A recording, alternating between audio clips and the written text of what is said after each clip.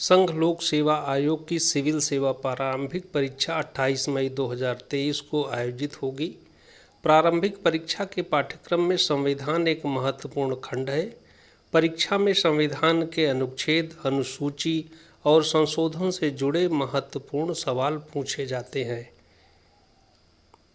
भारतीय संविधान को समझना परीक्षा में सफलता के लिए बेहद महत्वपूर्ण है। भारतीय संविधान के प्रमुख अनुच्छेदों पर पकड़ होना जरूरी है।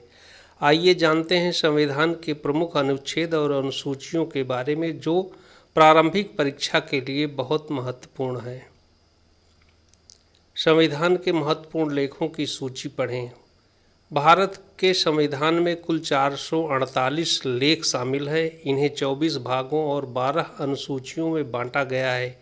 मौलिक अधिकार अनुच्छेद 12 से 35, राज्य के नीति निर्देशक तत्व, मौलिक कर्तव्य, संघ कार्यकारिणी, राष्ट्रपति की क्षमादान शक्तियाँ, अध्यादेश आदि के बारे में पढ़ें। अनुसूचित जाति, अनुसूचित जनजाति, अन्य पिछड़ा वर्ग, संघ लोक सेवा आयोग, कैग, अटॉर्नी जनरल आदि अनुच्छेद को सही तरीके से याद करें।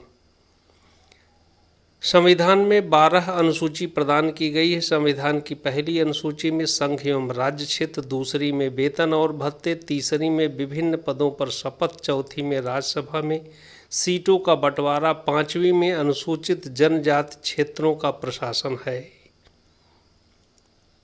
छठवीं में असम, मेघालय, त्रिपुरा, मिजोरम के जनजातीय क्षेत्र, सातवीं में केंद्र राज्यों के बीच शक्तियों का विभाजन, आठवीं में भाषाएं, नवीं में अधिनियम और विनियमन, 10वीं में दल बदल कानून, 11वीं में पंचायत, 12वीं में नगर निगम शामिल किए गए हैं।